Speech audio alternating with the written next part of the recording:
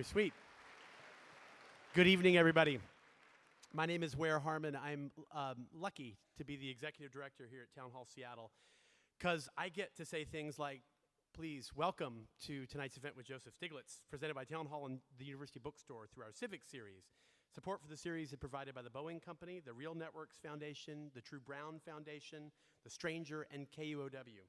Takes a village, proverbially. Tonight's program will run about 40 minutes, after which Dr. Stiglitz will take plenty of questions from the house. We would ask that you come to the microphones at the edge of the stage. There's one there, there's another one over there. So we hear your voice in the recording being made this evening. Afterwards, he'll be signing copies of The Great Divide at the University Bookstore table, which is over there. You can buy your book on that side and have it signed over there, in case that wasn't clear. After that, our Town Hall Cafe space in the South Lobby will be open for 30 to 45 minutes for your own discussions of what you've heard tonight with the friends that you brought, the friends that you made here, and we hope that you will stick around and join us for that. Tonight's program, like about a third of our events, will ultimately be available on our media library. But it's important to note that tonight's program is actually being available right now in the present tense on a live stream to folks who couldn't get into this sold-out house. That's the policy at Town Hall now for anything that sells out. So you should always check back to our website, and if you're curious to see something that has sold out, in every likelihood, you'll be able to catch it on our website in real time while it's happening. At any event, cool, thanks. And thank you, Edward, for doing that for us night in, night out. If you know someone who wasn't able to join you tonight, or you really love tonight's talk and you want to hear it again, the best way to experience it is to go over to the right-hand side of the homepage. There's a button called Media Library, and you can find the program there.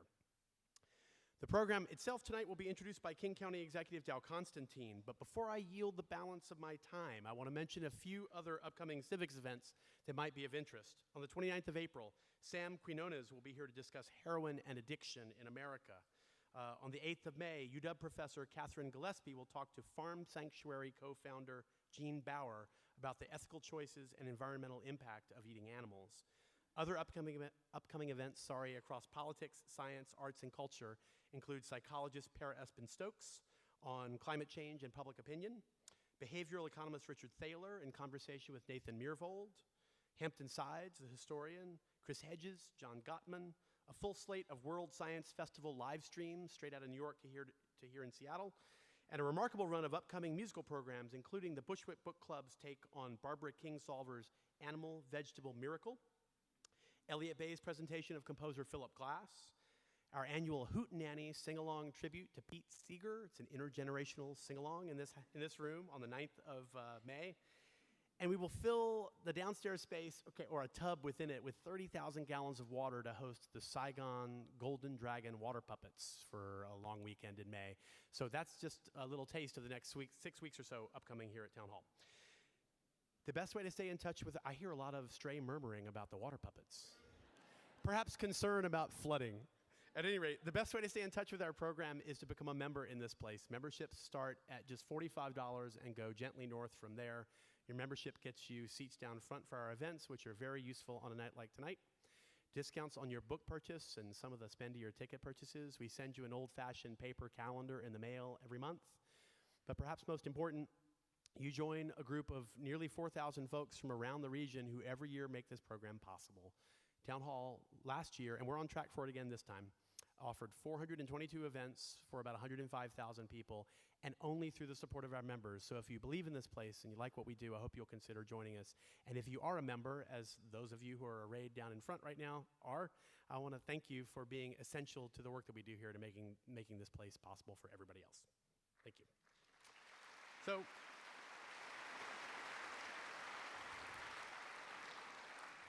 everybody else sounded weirdly snippy or something. I didn't mean it. At any rate, here to introduce tonight's speaker is King County Executive Dow Constantine. Constantine was born and raised here in Seattle. In fact, scratch that, he's straight out of the heart of West Seattle. He served in the State House of Representatives, the State Senate, as a King County Council member, including a stint as the council chair, and he has been our King County executive since 2009. And yesterday, Constantine delivered his annual State of the County address, offering a vision for King County anchored by the notion that the fight to address income inequality is not just a moral imperative in our present, it is essential to our success in the future. I could share some compelling passages from that address, or I could stand down with the words, "Please welcome King County Executive Dow Constantine."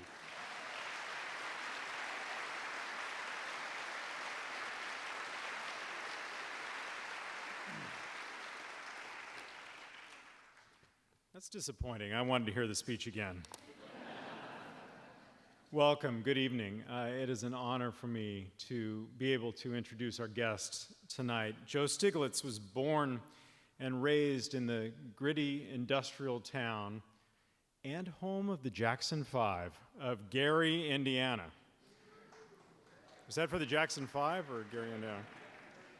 As a member of a family where political debates often broke out at the dinner table, I know some people in this room can relate to that. As a student council representative at Amherst College, he led the fight to ban fraternities from the campus, a campaign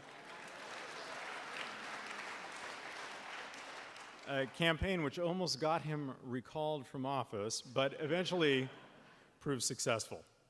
Joe studied economics at MIT, at the University of Chicago, and at Cambridge, where he began his groundbreaking work into the causes and consequences of inequality. Joe chaired the Council of Economic Advisors under President Clinton, the first President Clinton, and later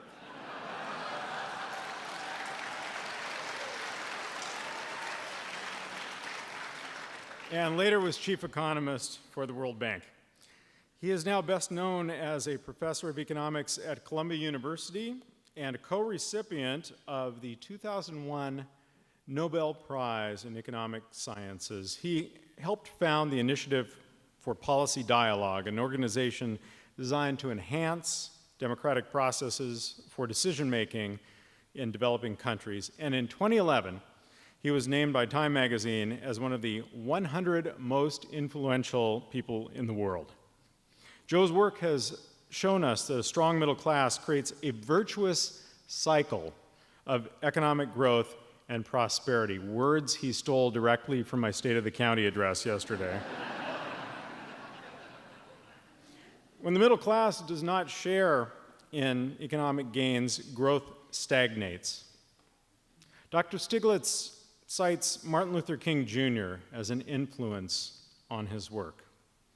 Well, our own middle class is shrinking right here in Martin Luther King County. Of the net new households created since 2000, 96% earn either more than $125,000 or less than $35,000.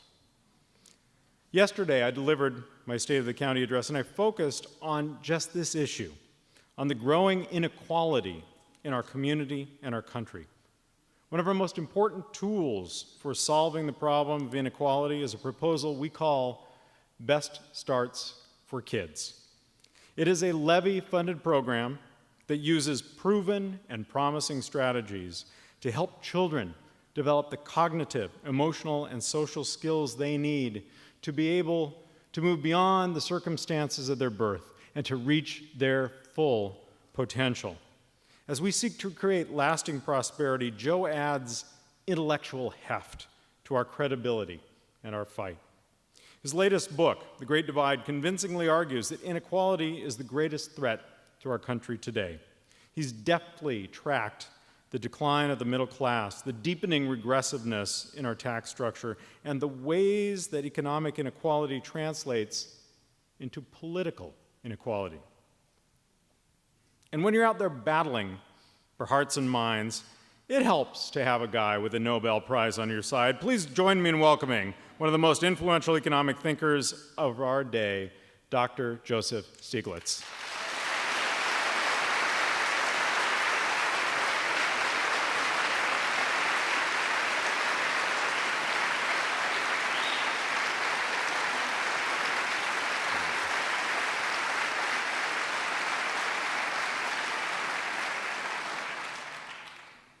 Well, it's a real pleasure to be back here again. I always enjoy talking here in Seattle because it's a receptive audience. It's just much more fun to talk with people who agree with you than those who disagree. But I should point out that not everybody is like-minded. And I sometimes even enjoy some people disagreeing with me. And in the middle of last week, I knew I had gotten under the skin of some people when the Wall Street Journal complained about my complaining about inequality. They thought there was too little inequality, and I thought there was too much. What I want to talk about today is my book, but it's really the book is about what I've been really passionate about for a long time, about the problem facing the United States, the great divide that has opened up. Dow explained some of the dimensions of it here in King County, but you should understand that you're better than most other parts of the country. The divide in most other parts of the country has gotten much more severe.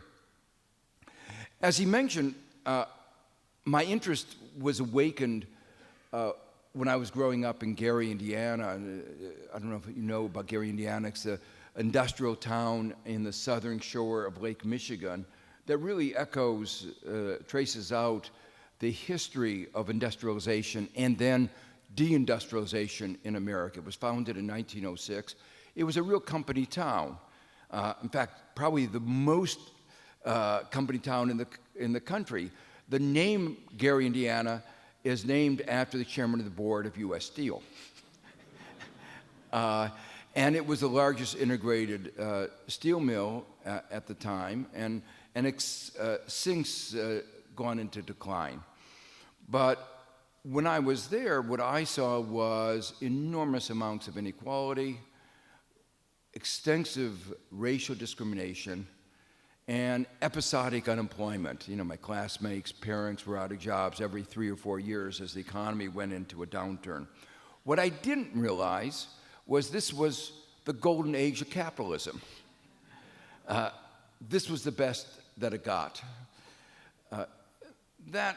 That's one of the themes I'm going to come back to, that one of the ideas that our understandings of economics that's changed a great deal was that back then, Simon Kuznets, who received a Nobel Prize, is the father of our national income account system, the way we measure GDP, that measures everything, as Robert Kennedy said, except what's important.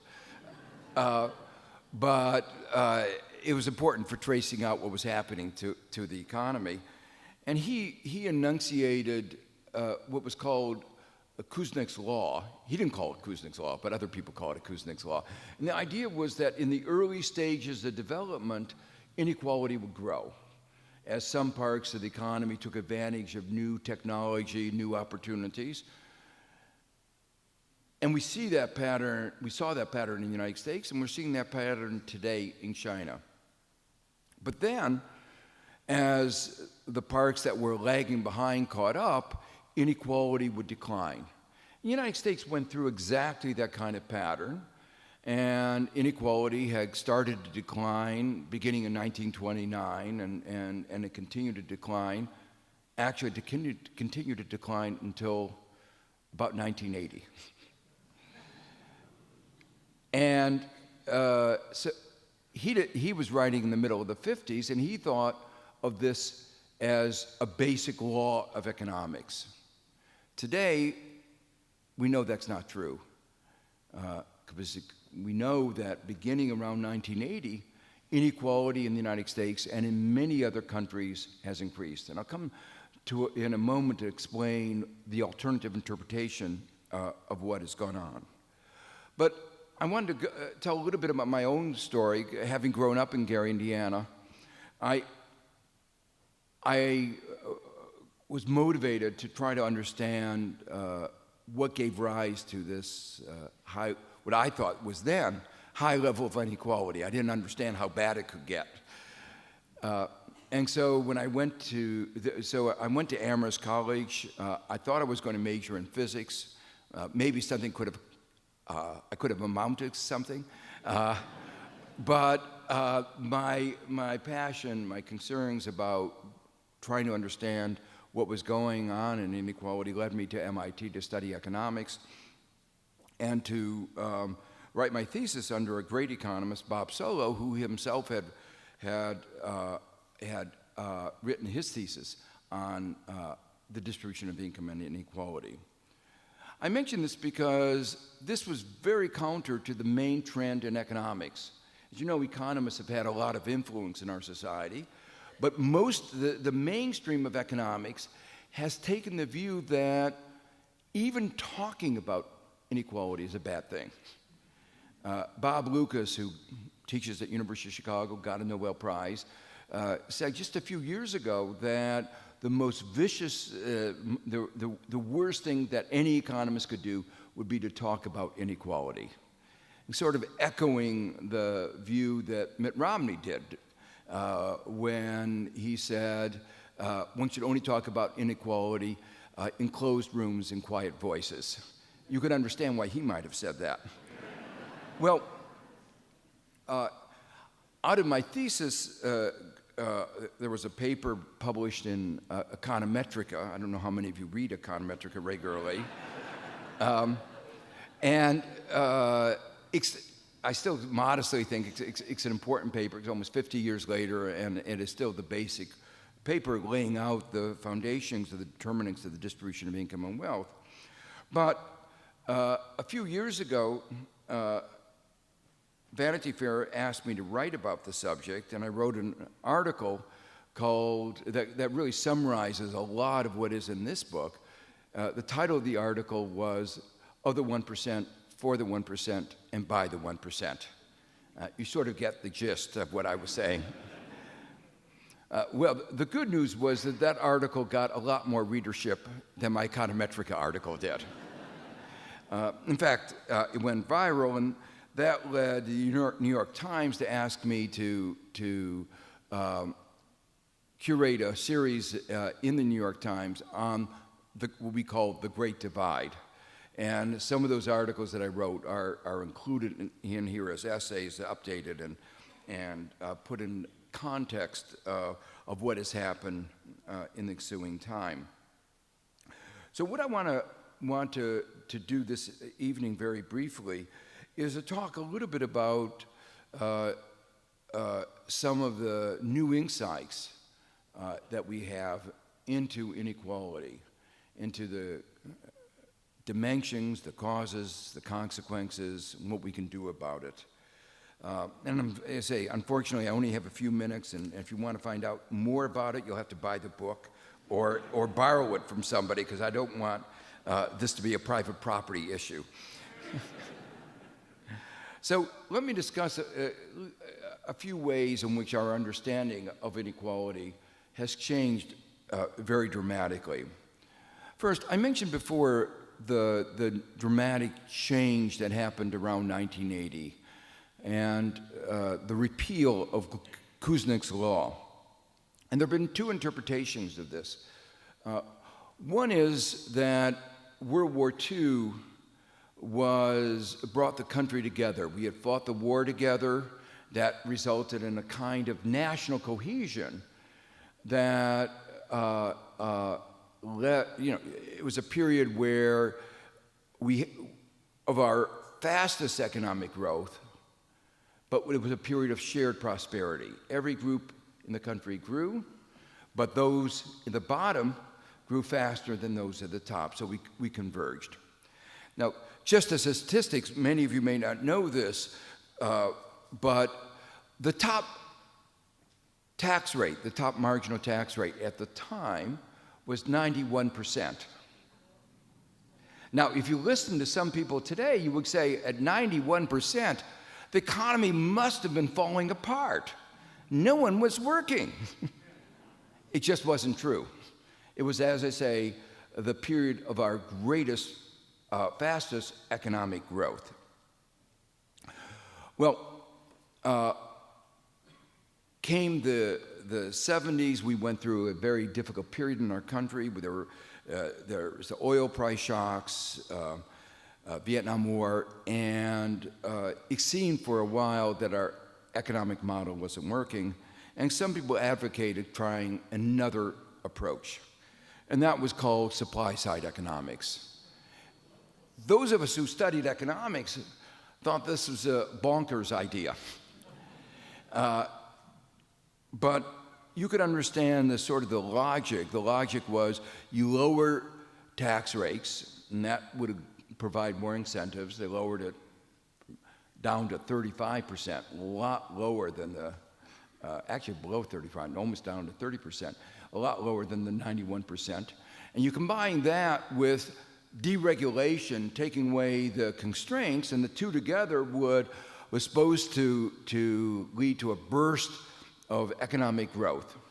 And yes, they realized that there would be more inequality, that doing this would lead the people in the middle and the bottom to get a smaller share of the economic pie.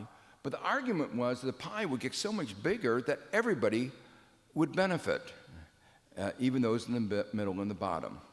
Well, we've now had a third of a century of this experiment, and we should be able to judge. And when we look at what's happened, part of the forecast was right. We did get more inequality. But that was the only part of the forecast that turned out correct. We grew more slowly, so much more slowly that, in fact, in the middle, there has been essentially stagnation. Today, incomes are lower, adjusted for inflation, than they were 25 years ago, a quarter century ago. But this is an average of across different demographic groups. One demographic group that I have some empathy with is males. And the median income of a full-time male worker is lower than it was 40 years ago. So there's four decades of stagnation. But at the bottom, things are even worse. As most of you know, in the country as a whole, the minimum wage is lower, adjusted for inflation, than it was 45 years ago. And can you imagine a half century in which those at the bottom have seen no increase in their standard of living? A half century during which, actually over just the last 35 years, China has moved 500 million people out of poverty. The biggest change in a sense in a global era. And in the middle, incomes have increased eightfold. And in that era, that same period, we increased not only the numbers of people in poverty, the percentage of people in poverty. So if an economic system doesn't deliver for most of the citizens, something is wrong with the economic system. If we have an experiment that has failed that badly, we ought to think about maybe trying something else. So that was one of the hypotheses of what happened beginning in 1980 was that social cohesion after World War II began to erode after several decades. The other one is we tried a flawed experiment. I'll come back to these themes a little bit later. The second big idea that new understandings of inequality was, and Dow expressed this quite forcefully, it used to be thought that yes, inequality might be a bad thing, but if we were to do anything about it, we'd have to pay a high price. We'd have to give up on economic growth, economic performance in some important dimension. We now understand that the two are complements, not substitutes, that we can have more economic growth and less inequality. This used to be, people like me have argued this for a long time, but now this has actually become a mainstream view. The International Monetary Fund, the IMF, not known as an exactly liberal organization. In fact, as many of you know, it represents the views to a large extent of financial markets. They have pointed out and have argued all over the world that inequality, especially when it achieves the level and the form that it does in the United States, is actually bad for economic growth. I wish, more government people, our political leaders would listen to the IMF on this score.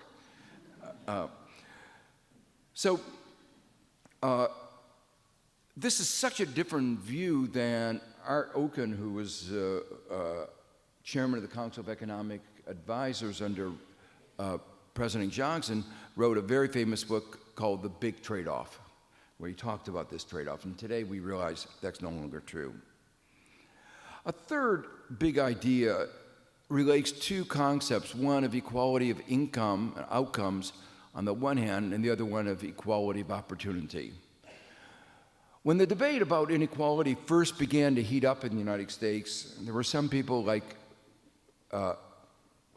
Representative Ryan, who said, we don't care about inequality of outcomes. The American way, Americans care about equality of opportunity. That's what's really important. Well, the fact is that not only does the United States have the highest level of inequality of income of any of the advanced countries, but it has among the lowest level of equality of opportunity. And that's so different from the way we see ourselves and the way others see us. What that means is that the life chances of a young American are more dependent on the income and education of his parents than in other advanced countries. So I tell my student, the most important decision that you have in your life is to choose the right parent. And if you make that decision wrong, the game is all over. And you see this in so many different ways. For instance, if you look at a child born in the top half who does poorly in school, he'll wind up with a higher income than somebody from the bottom half of our population who does well in school. It used to be said that if you work hard and play by the rules, you'll get ahead. Not true in America.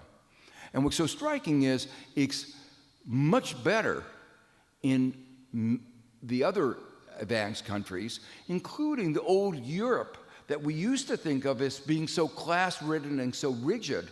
They've actually recognized their problems, and they've tried to change the way they've organized their society. And they've succeeded to a large extent. Not perfectly, but they've succeeded to a large extent. The fourth idea I want to emphasize, and that turns out to be really important, is that there is a huge variation in the levels of inequality across different countries in the world. And even in the direction of change. In some countries, inequality has actually been coming down. Now, why is that important? That's important because the economic forces at play are the same all over the world. They're global. Technology, globalization affect essentially all countries around the world, and particularly all advanced countries around the world. But the way these forces play out seem to be very different. And what that means, it's about our policies, about how we've shaped our economy and our society. And that in turn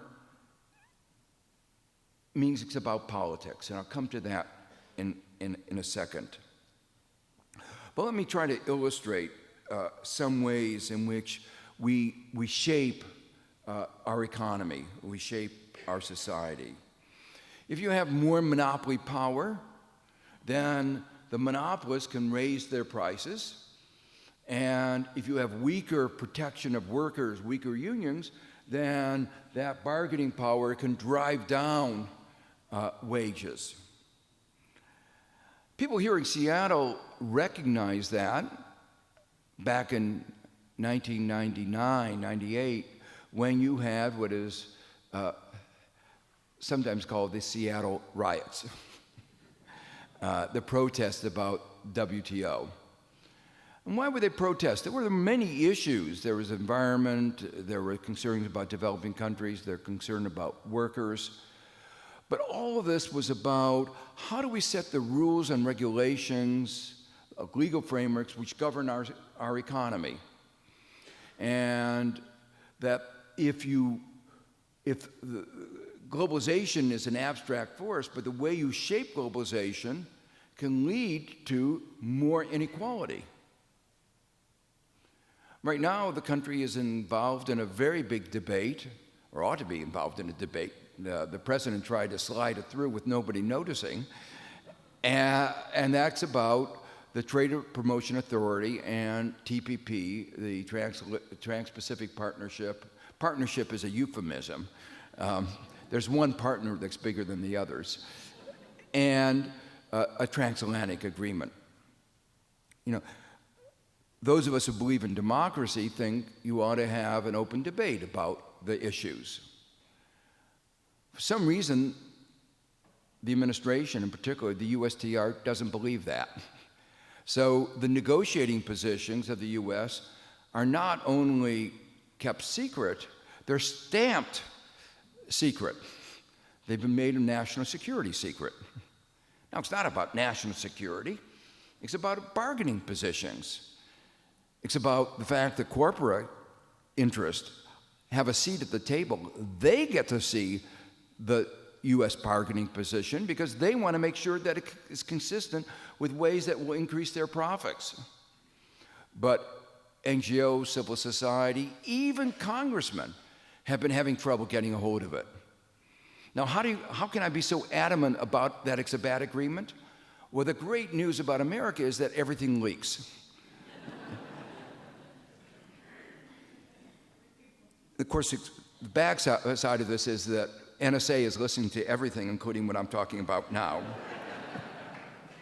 So we know from the leaks, and the US, USTR and the president haven't denied anything about those leaks, that this trade agreement would, for instance, increase the power of big pharma, the drug companies, over generics. And the real irony of that is that Obama has made healthcare, Obamacare, the signature achievement of his administration. But these provisions in the trade agreement will drive drug prices up because it will weaken competition from generics. And Americans and people all over the rest of the world, are going, the Pacific, are going to have to pay higher drug prices if this agreement goes through in the way that the U.S. government is negotiating. The way our economy functions has a lot to do, as I say, with the rules and regulations. Here in the Northwest, people value the environment, and the agreement has provisions that would make it very difficult to regulate to protect the environment. There's a particular provision that, called the investment agreement, which is particularly pernicious, because what it says is that if any country, including the United States, changes a law in ways that reduce the profits that a firm would have expected to have, the government has to compensate. And the trial doesn't occur in a public court. One of the basic aspects of our society is that judicial process is a basic part of government. But they privatize it. It goes to an expensive group of private lawyers who act as arbitrators. My concerns about this are not just hypothetical. We've seen these suits. And let me just share with you one example of something that's important, but it affects one aspect of inequality, health inequality, but there are many, many other aspects of inequality, including regulations about our financial system that we found out weren't so good. And you change those regulations, and again, you invite a suit. And let me tell you, countries are really, those who have already signed these kind of agreements are now worried about what will happen if they change their financial regulations. So this particular provision is, to me, a very interesting one. Back in the 19th century, there was a big trade imbalance between the West and China. China had a lot of goods that the West wanted. In particular, they had porcelain, China. But there are a lot of other things. Whereas the West did not have very many goods that China wanted. And there developed a big trade imbalance until Europe figured out a way of solving the problem. And that was a good that had a property that we in the business school at Columbia and all other business schools say is a great property, repeat purchases. And that, of course, was opium. One of the things about opium is once you buy it, you tend to buy it again and again and again. China figured out this wasn't so good, and they said, no thank you, we don't want any more of your opium. And the West said, you're interfering with a basic right of free trade. And not only did they say it, they went to war. They went to war twice, what are called the Opium Wars. And they won. They opened up the market, the first open market initiative to opium. And they also took away a lot of the concessions on the east coast of China. Well, you may not know this, but your government is waging the 21st century opium war. It's not opium this time, of course. It's a product that is addictive, made deliberately addictive. Again, good property for those who are interested in making money, repeat purchases, and destroys health. And that, of course, is cigarettes. Two countries, Uruguay and Australia, passed a law regulating cigarettes. Not a very strong law, very similar to the United States, where you said you had to label cigarettes as being hazardous to your health. They went one step further. They had pictures of lungs that were destroyed by the cigarettes. The problem was that these labels actually worked. And many people were discouraged from buying cigarettes. Philip Morris was not very happy. And they said, well, you're destroying our profits. The profits that we would have expected because we expected more people to buy our cigarettes until they died. And under a provision essentially identical to the provision that the president is insisting on having in the trade agreements, Philip Morris is suing Uruguay and Philip Morris. And if they win, Uruguay and Australia will have to either stop the labeling or compensate Philip Morris for this regulation. And the legal costs are enormous. In the case of Uruguay, a poor, South American country, it can't afford the legal costs. So fortunately, some well-off Americans, like Bloomberg and Gates, are paying for the cost of Uruguay defending itself. Now, can you imagine? Can you imagine a situation where Americans have to pay to defend other countries against what our government has framed as a basic right of companies to be able to sell poisonous products? And this is just one example of many, many regulations that will be undermined, the trade agreement that the President Obama is pushing and trying to get a blank check that can be used not only by the current president, but the next president, whoever that is in 2016.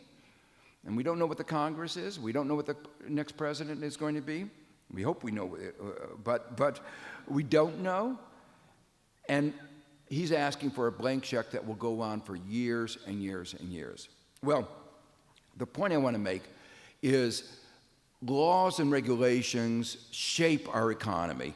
And in shaping the economy, they shape the degree of inequality. And that's why the U.S. has more inequality than other countries. Now, it's not a question about what we can afford. Some people say, we can't afford to take the actions that would lead us to have more equality. I think that's absolutely wrong. Just go back to the period that I mentioned before, the period right after World War II. We were then a much poorer country. That was 70 years ago. And in 70 years, we've grown. But at the end of World War II, what did we say? We said that everybody who had fought in the war, which was every able-bodied man and a lot of women, had the right to a free 4-year college education, to the best education that they could get into. If they got into Harvard, if they got into a community college, whatever they could get into, our nation paid for it. Today, when President Obama proposed that we have 2-year community colleges for our poorest Americans, many conservatives said we can't afford it.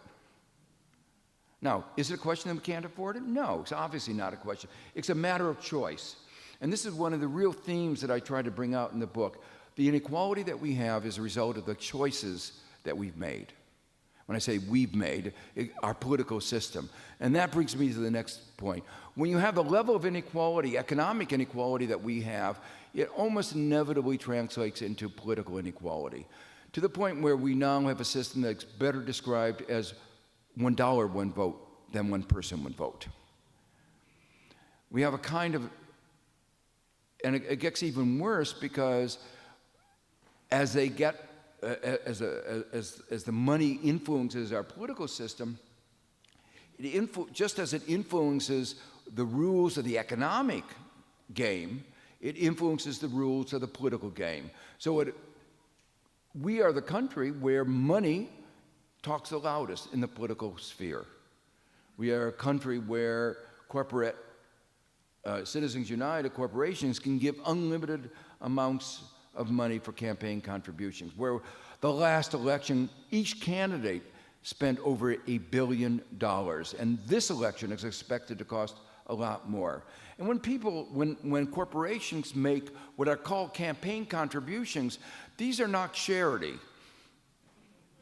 They view these as investments. And when our banks made these investments were better than any of their financial investments. Those were a disaster. But their political investments really paid off, both in deregulation, in the bailouts, and then more recently in preventing the re-regulation that our country needed. Well, I've talked a lot about inequality at the top, talked a little bit about the growth of inequality at the bottom, the increase in poverty. But as the introduction to my talk pointed out, the real problem, a real problem in the United States is the evisceration of the middle. And he described how here in Seattle, which is one of the better performing places, all of the growth has been at the top and the bottom, but the middle class is shrinking. You know, that's reflected both in the fact that incomes in the middle, adjusted for the inflation, are stagnant for a quarter century. But it's also in that a smaller and smaller fraction of the population is plus or minus 50% of that middle income. And more people are moving into the bottom and the top tails. After World War II, the United States was successful in creating the first middle-class society. And the country was being brought increasingly together. But again, since 1980, and especially since the year 2000, the basic attributes, what defines a middle-class lifestyle, are increasingly being moved out of reach for a larger and larger number of Americans. Kind of retirement security, home ownership of the kind of home that they would like to have, sending their kids to college. All of these, you might say, almost basic necessities are becoming increasingly difficult. Take the issue of education, which is so important for getting ahead. What's happened here in Washington reflects what's happened in so many other places around the country. Cutbacks of support for universities and colleges have led to tuition soaring. The combination of soaring tuition and declining or stagnant incomes in the middle has meant the only way that you can get ahead is by borrowing. Student debt is now over $1 trillion, larger than credit card debt. It's affecting the way our economy functions in fundamental ways. Other countries have solved the problem in other ways. Australia has an income contingent loan program available for all the students, so they can borrow, but what they pay depends on their income. So if they decide to go into teaching high school, they know their income is going to be low, but the amount that they pay back adjusts commensurately. Whereas for so many young Americans, they feel their choices are constrained. They have to accept a job as a banker or a corporate lawyer when that's not really their passion, for good reason. And because it's the only way that they'll be able to pay back the crushing loans. The average student graduating from college now has $25,000 debt, but if you go on to graduate school, the numbers are more like $100,000, in some cases $200,000. Well, the final point I want to raise before I open it to question is that these problems that I've described won't be solved. There's no magic bullet. There's no, the problems have been growing for for a third of a century.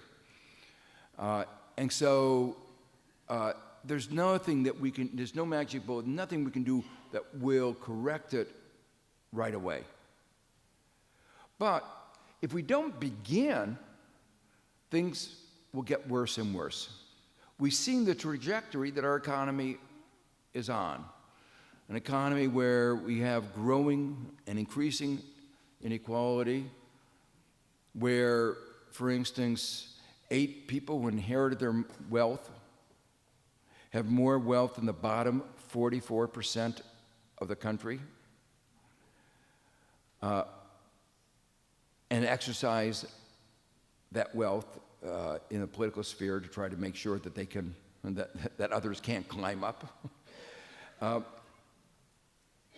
So it's really important for us now to recognize that minor tweaks in the system won't solve the problem. It is really important to increase the minimum wage. It is really important to increase educational opportunities. But unless we address some of the more fundamental structural problems that have led us to be the economy with the most inequality, we're just addressing the symptomatic problems. We aren't getting at the root causes. So that's why I think it's just imperative that we begin to discuss what are the root causes and figure out what to do about it.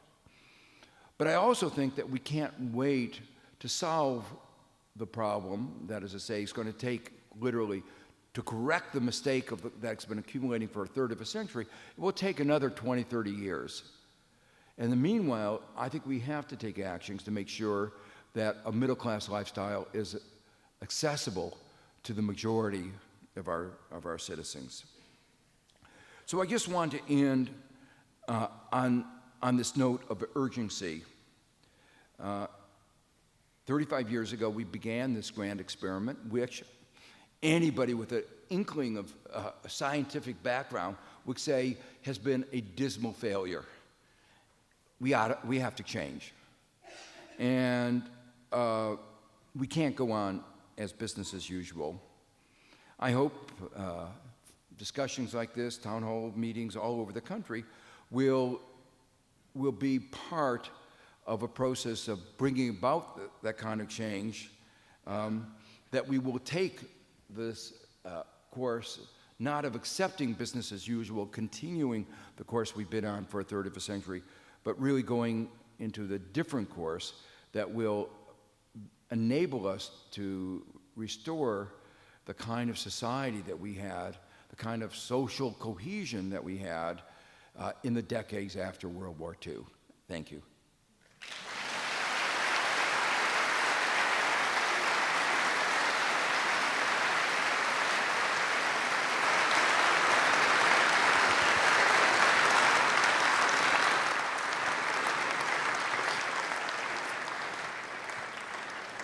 So we've got about 20 minutes for Q&A now.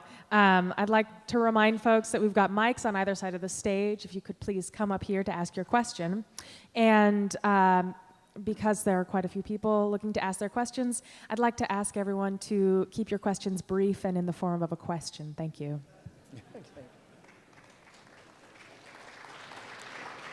Thank you.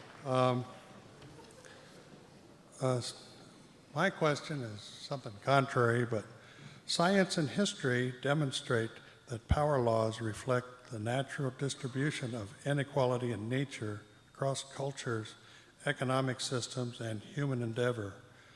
Moreover, discussions regarding inequality frequently occur with an underappreciation of these natural laws and economics' deeper biological origins.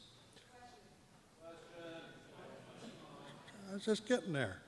How can we reliably discriminate nature's deeper power-related laws regarding the natural social physics of inequality from other objective contributions and that which is exploited for political ends?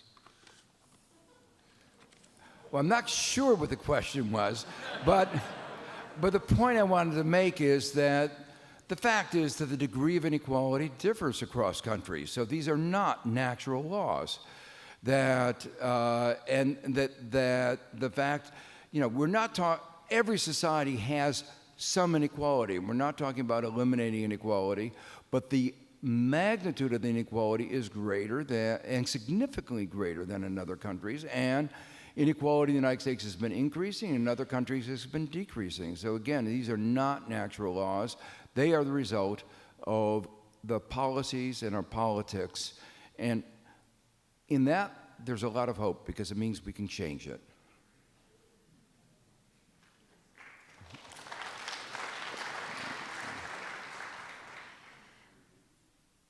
How important do you believe that unions are and continue to be towards maintaining the middle class? In this state, we have a very worrisome problem.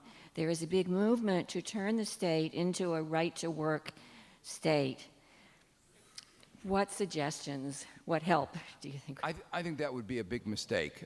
And unions have played an important role in, as part of, you might say, our systems of checks and balances. One of the things I didn't have time to talk about was the issues of corporate governance and the power of executives. One of the really, truly outstanding facts of inequality in the United States is the growth of CEO pay relative to those of average citizens. Used to be 20 to 1, now is closer to 301. And that increase is not because they suddenly got more productive. The bank CEOs got huge bonuses, not because, and even after 2008, when they brought the banks and our country to the brink of ruin, they walked off with huge bonuses. So what we have come to understand is that it's not just competitive forces in the way that you learned about that in your elementary textbooks that are driving the inequality in the United States, but it's you might say a balance of power. And right now we have an imbalance. And really the voice of workers is not being adequately heard. And it's not heard in lots of different forms. I mean, for instance, one of the issues is the Federal Reserve. Monetary policy supposed to affect output, inflation, and employment. That's supposed to be the mandate to look after all three of those. But there's nobody representing workers. A lot of people representing the banks and the financial sector. And so you get an imbalance between a concern about inflation and a concern about unemployment. Some other countries that are much better performing have always a representative from workers on the Federal Reserve, on their equivalent of the central bank, the Federal Reserve Board. So unions are the way that workers get together in some sense and try to reflect the interests and concerns of workers. There are imperfections in unions, just like there are imperfections in corporations. I mean, no human institution is perfect. So, you know, we know that there were lots of problems in the past. Unfortunately, the union's strength has been diminished to the point where it's about 10% of the labor force. Again, some people said that this is the natural evolution. It's not true. Other countries that have experienced just as much globalization, just as much technology, have a much greater voice of workers, and one of the reasons why they have more equality. So it's the way we shape our economy and our society. Yes, I'd like to know your, there was a book that came out over a year ago by Thomas Piketty, and I'm wondering what you thought of what he wrote about in that book compared to your thoughts about inequality. One of the things he mentioned, I'd never read it, but I wish I had. But one of the things he brought up was that from the progressive era until about 1980, that it was our economic results were mostly an anomaly, and that what we're doing is returning to what maybe we naturally are when we were in the 17th and 18th centuries. Yeah, so I actually did talk about that in my book very explicitly. A couple of the essays were, in some sense, written in response to Piketty. He tries to argue, the title of his book is Capital in the 21st Century, and the main thesis is precisely what you said, that inequality is basically the natural workings of the capitalist system, and it's the accumulation of capital that's driving this inequality. And the real anomaly was what I call the golden age of capitalism of the 50s, 60s, and 70s. I argue that he's wrong, that it's not about capital in the 21st century, it's about democracy in the 21st century. And that it's the way we shape the economic system, and that we can have a market economy, let me say a market economy, where markets actually work like markets are supposed to, where you have less market power on the part of monopolies, where you don't have the CEOs having the kind of say over the division of the corporate pie that they have, a whole set of deviations from textbook economics that have driven inequality to the extent that it is. So my view is he's right in documenting the magnitude of inequality, but the interpretation of that, I think he's wrong. That I'm much more hopeful that we can do something about it if we can get our politics right. It's an honor to be able to ask you a question. I note that this is another book question. David Stockman wrote a book a couple of years ago called The Great Deformation. I'm not sure if you're familiar with it or not, but he's on the opposite end of the political spectrum from you, yet he has many of the exact same concerns. He decries supply-side economics, he decries the concentration of wealth in the top 1% and the amount of power that they have accrued and so forth and so on. It's interesting to me that two people in completely different parts of the political spectrum would have extremely or quite similar concerns, and I was interested in your comments on that. Yeah, there are actually now today a lot of issues on which there is a broad consensus, both on the right and the left, with corporate interests in the middle taking a different view. Let me give you another example. I thought we needed to have a much deeper reform of our banking system after the crisis of 2008. One of the problems are too big to fail banks. Those too big to fail banks are also too powerful. They're too politically powerful. Interesting thing, I've been testified at Congress. I was on a panel with people on the left and the right, people who've been head of actually one of the regional Federal Reserve banks, a very conservative person, and a professor at Stanford. All of us on the panel, except for one person, agreed that we had a real problem, too big to fail banks. And the one person who disagreed was the banker. So I think that's an example where there's a broad consensus. There are a lot of other areas, particularly where monopoly power, people who believe in competitive markets don't like monopoly power, and that could be on the right or the left. So there is actually a lot of consensus. One more area is the governance of the Federal Reserve. It's supposed to be a public institution, and yet the regional presidents who vote on where the interest rate is going to be that drives how our economy performs, those are really not even approved by Congress. They're a cabal of people. You probably don't even know how they're done. I don't think anybody knows. But they're mostly people from the banking community, sometimes a little bit of a bank from the business community, almost no representatives from workers, even though they're so badly affected by it. Thank you, Professor. Hi. I've helped to organize a community forum here in Seattle for next month, May 30th, to talk about this issue, inequality, both locally here in King County and nationally.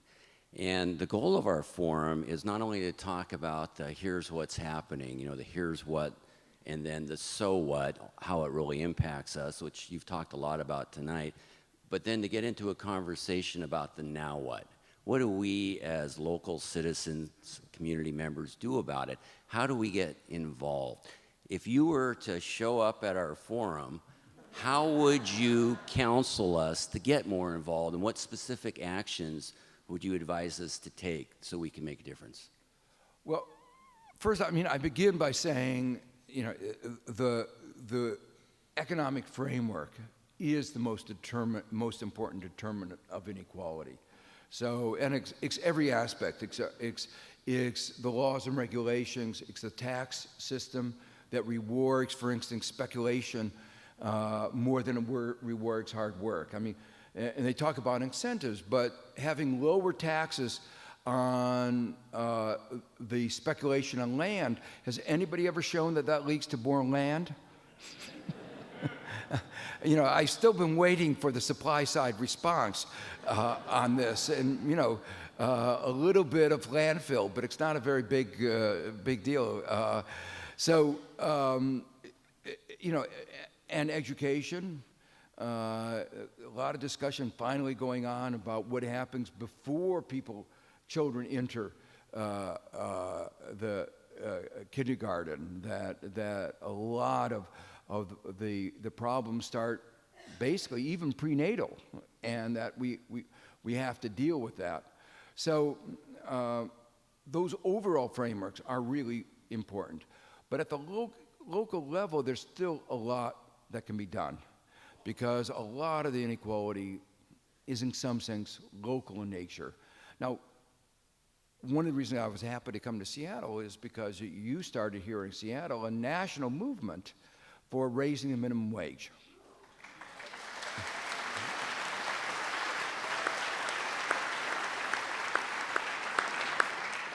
And this is an example where citizen, participation at the local level has had a national influence. Mayor de Blasio on Wednesday announced an agenda, I think motivated him to some extent by what you've done, announcing that a commitment to reduce poverty in New York City by 800,000. And a key part of that was increasing the minimum wage. So that local activity is important. A second aspect of this, housing. If we're going to have communities that are diverse, we have to have affordable housing. If we want to live in economically segregated, of course we don't. The striking thing, I didn't mention this, but one of the reasons why the United States is becoming a country with less and less inequality, equality of opportunity, is that we've become a country with more and more economic segregation. That rich people live with rich people, poor people live with poor people, and that's really destroying the sense of community that we have. So housing, zoning, is a really responsibility at the local level. Public transit is a local issue. And if you can't get to a job, you can't get a job. And particularly, poor people, unfortunately, one of the problems about being poor is that you don't have any money. And that means that if you try to buy a car, you tend to buy a poor car. And what is the problem with poor car? Those students all know about this. They break down all the time. And then you don't have the money to repair them. And then you don't show up to work, and your boss gets mad, and he fires you. And it's a vicious circle. You need good public transportation systems. So there are a lot of things that you can do at the local level, I think. But the most important thing, I think, I think you have to do both of these. Try to change what goes on at the local level, create more equality at the local level, but you have to agitate for the rules and regulations at the national level. Okay, I'm convinced you can come to our meeting. You offered two explanations for what happened in 1980. One was the loss of the social cohesion, the second, this failed economic theory. You've partially answered my question, which is, isn't there a third alternative suggested by Piketty's, the shift of power to capital in the Trente Glorieuses, and by Yanis Varoufakis's shift in the deficit surplus from the beginning of the end of the global plan and the beginning of the global Minotaur age. Isn't it rather this third possibility is that a shift of power to capital took place, and that power was able to implement the policies that have produced the inequality, and we didn't have a successful Soviet Union to scare the capitalists as FDR did in the 30s. So isn't it really a lack of a viable socialist alternative that is the problem here? Well, I think it is the framework that has been failed to be able to check the development of the power, you might say, of the 1%. And I use that as a metaphor because a lot of people in the 1% are actually worried about what has been happening to our society. And what I've been trying to describe is how changes in the rules and regulations have affected this change in the market power of monopoly, the weakening of unions. I tell in the beginning of my book an interesting story that reflects what happens when you don't have the check of real competition across economic systems. And I think that point that you make there is relevant. I was at a dinner party of somebody, in New York, we divided between the east side, west side, between east of Central Park and west of Central Park.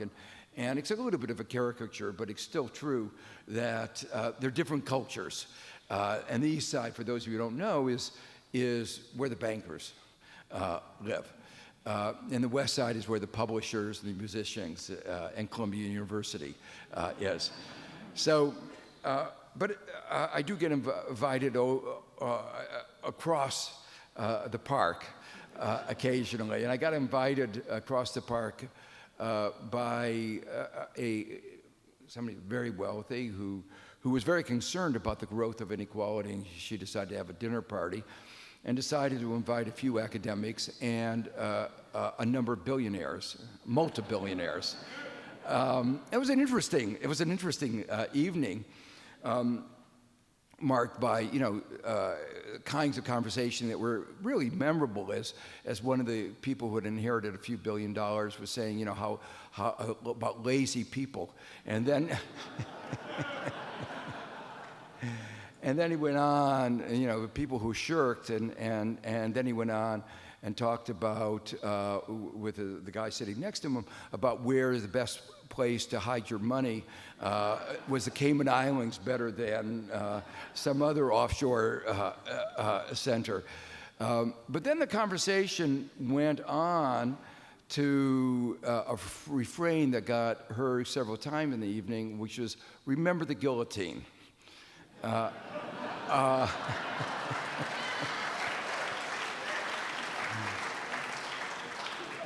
Which was a refrain back, of course, for those of you who know, back to the French Revolution. And what was so interesting, it wasn't a sense of compassion that was motivating the discussion, except for themselves, I think. It wasn't a sense of what is a just society. It was, we have to remember not to be too greedy because we aren't very many. And there are limits of how much of the pie that we can take for ourselves. And so, in a sense, that is part of one of the things, and I saw that in the context of development, of the way we treated countries in Africa and elsewhere. When there was competition, we treated them a lot better than when the era of competition ended. And I think there's an important lesson from that. We have time for one or two more questions. Well, thanks.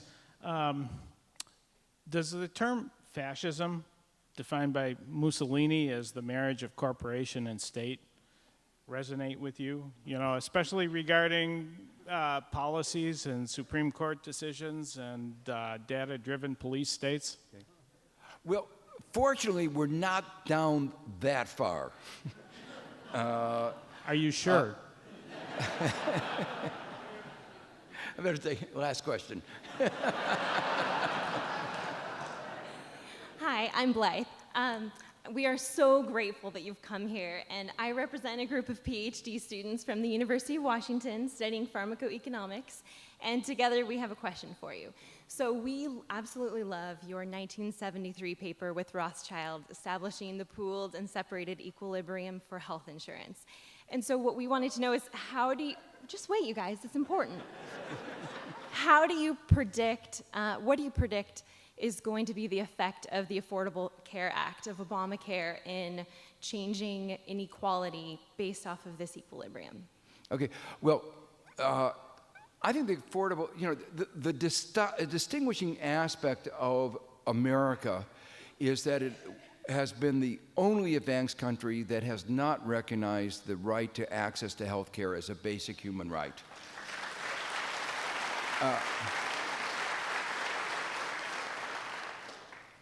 And it shows up, the fact that we don't recognize it shows up in the statistics that in terms of average life expectancy, we do much more poorly than countries that spend a lot less money. That we spend about 17% of GDP. There are countries like Australia that spend 8% of GDP, but their life expectancy is 3 years longer than the United States. But you look within the United States at the life expectancy of people who are at the bottom. Even something broad like those women who have not graduated from high school. And it's 10 years shorter than those who managed to graduate from college or from the rest of the average Americans.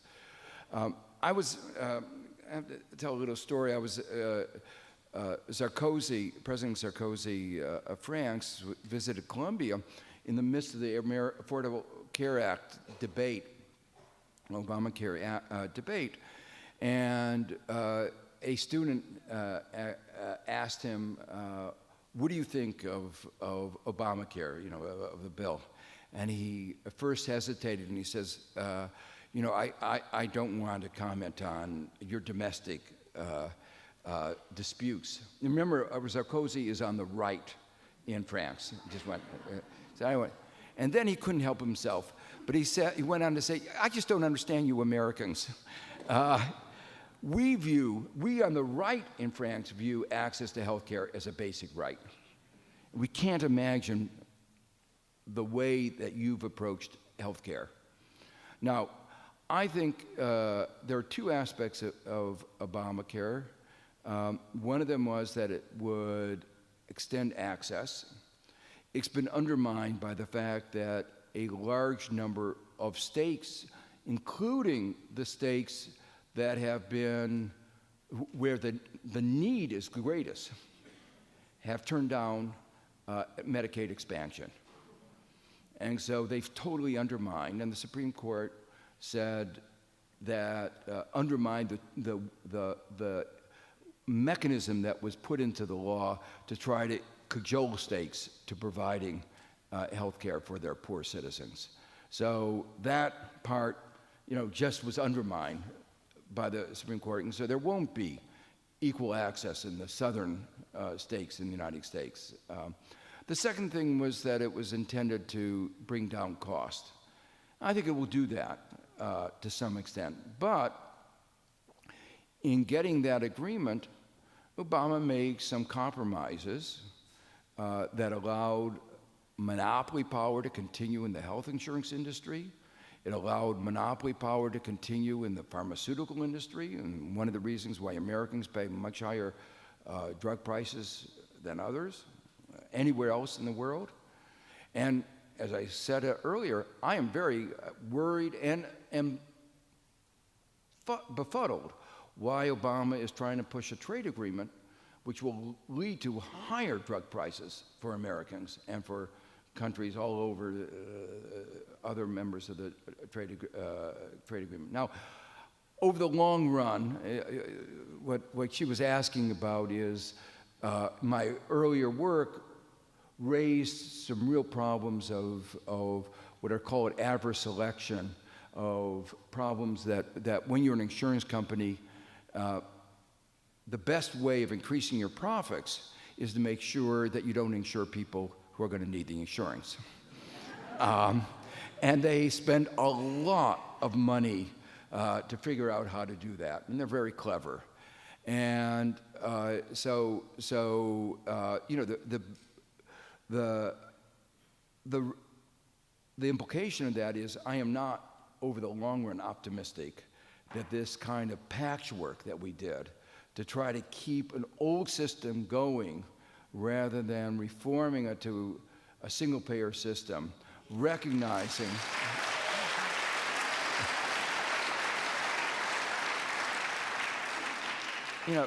recognizing that that system is broken. And I mentioned before that, how much evidence do you need? The experimenting supply-side economics, 35 years old, has been a failure. Our system of private health insurance has been going on longer, and it's a more dismal failure. So I think eventually we will have to force to think about alternatives, and there are alternatives that are working so much better than ours. Thank you so much.